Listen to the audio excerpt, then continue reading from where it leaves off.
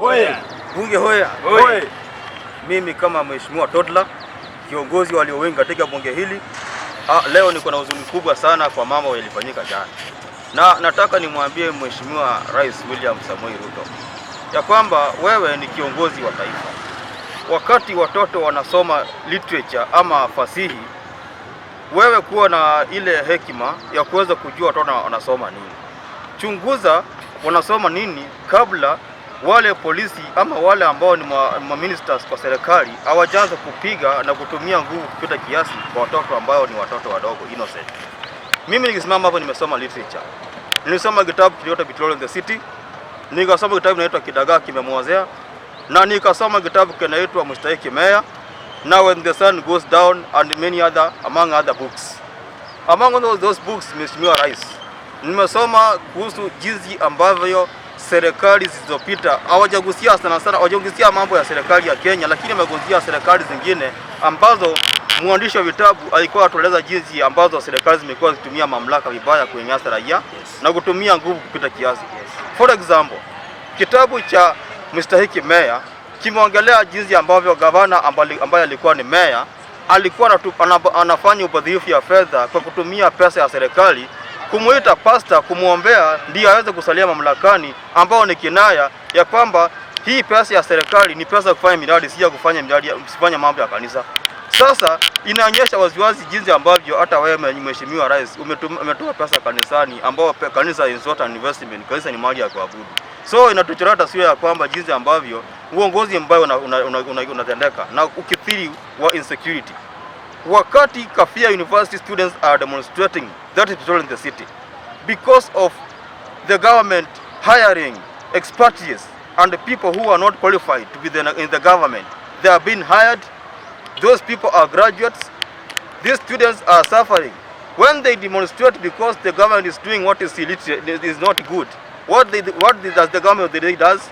It sends people. Somebody like Adika was killed by sub-chief's brother just because was doing what? Alikuwa anaendeleza maandamano kwa sababu ya upinzani kwa serikali kwa kufanya maovu. You can imagine Nina and Doga, who are the fathers or the parents of this kid who was killed in the university, they are just going to do their shaving ceremony. Sasa serikali inatuma polisi kwenda kuwakataza kufanya shaving ceremony, which is tradition. So we question, it is more much ridiculous. Which government is that?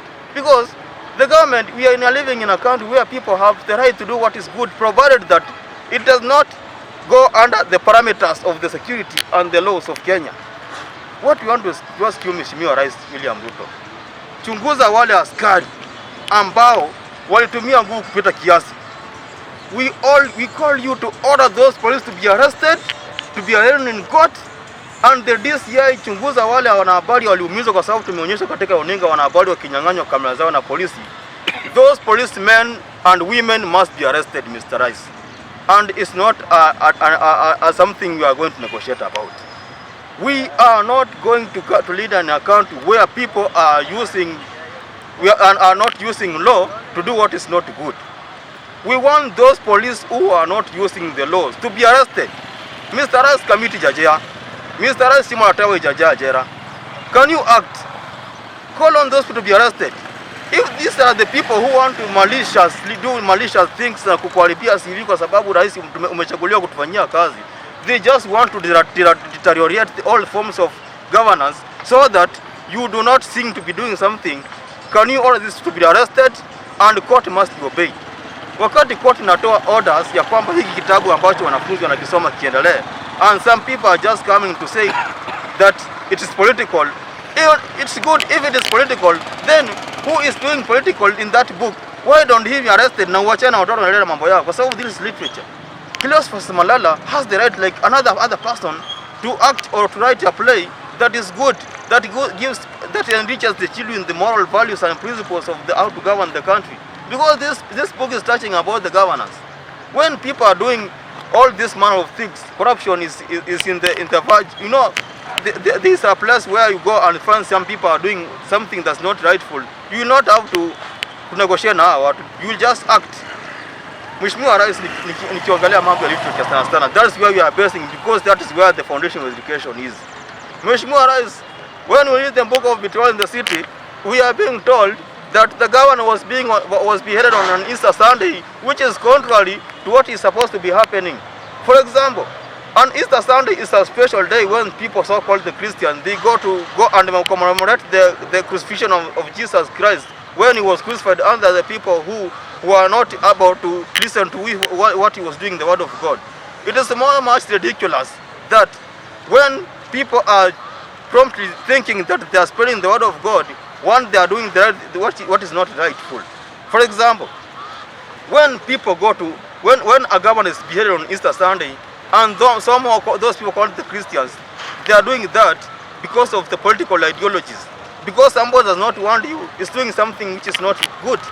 We are saying this. Literature imekuja hapa kutuchanua ya kwamba tuwe tunaona yale maovu ambayo yanafanyika serikalini na kuyakashifu na kupea na serikali na nafasi ya kujikosoa, kwa sababu masomo ni kioo cha jamii. Mtu akisoma inaonekana ni mtu ambaye anaelewa mambo kwa society. But we cannot be in a country whereby some people think that's more educated than other people. When you say you have a degree and that degree does not translate to privilege or something, then that degree of yours is stupidity. It's not even helping to a society. You cannot tell us that you are a professor and where you come from people are poor. People are taking alcohol left, right and center, and you are telling us you are educated. What kind of education is that? The education we want is the education where people understand the principles of good moral principles and good governance. We are talking about accountability. When we talk about accountability, it's not political. When we say things to do with what we call security, security is not something that we cannot negotiate. It is the mandatory, and it is the role of the government to protect any citizen important for the government, so that government is supposed to do what is right, what is rightful. People have been using the word of God to steal, to loot, and do what is not right. When somebody tells you that he is going to give you an offering so that he attracts those people who are in the church, because these people are just living because of faith and they follow that government blindly, it is so much bad. People have been cornered, people have been stealing using the word of God. We want to tell the people, do what is right. Don't include God in evil ways. You people, you are doing the evil things and including God. God is saying, what is God saying? Do all live to the Satans? All of us, we are from God. Nobody was created by Satan in this world. So don't come and con us and do what all manners of things telling us that you are doing that because God is saying. Which God has told you that? Has anyone talked to God one-on-one and said that what you are doing is right, what is not right? If you do what you know what you are doing is right, just continue. Keep on doing what you are doing is right, which is right. To you, Mr. Murkomen, you are the CS of Interior Security. I want to tell you that docket is not yours, or neither is it for your family, or neither is it your community or your village. We want to tell you that is a public office. You have to respect it. You cannot speak the way you are speaking because you think you are just near to the president, so that you can just keep on talking on the way you are talking. Stupid and silly things. We want to tell you, Ms. Miwa, what you are supposed to do. Do the work that you have given professionally. And if you see that you are not fit for that work, forget and go home. There's anybody else who want to do that particular kind of job. And nikimalizia nasema hivi. Tunataka kupatia IPOA. We want to give IPOA 24 hours to probe those people who are arrested, who are seen, or those police those rogue police who used tear gas to our children must be arrested with an immediate effect. And it is not we are not begging. It's a demand. Because when you are police, you just follow commands like a foolish.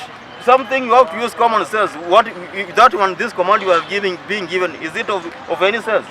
You can just be just a police just because you are just being a command. Unafuata kwa sababu is a command.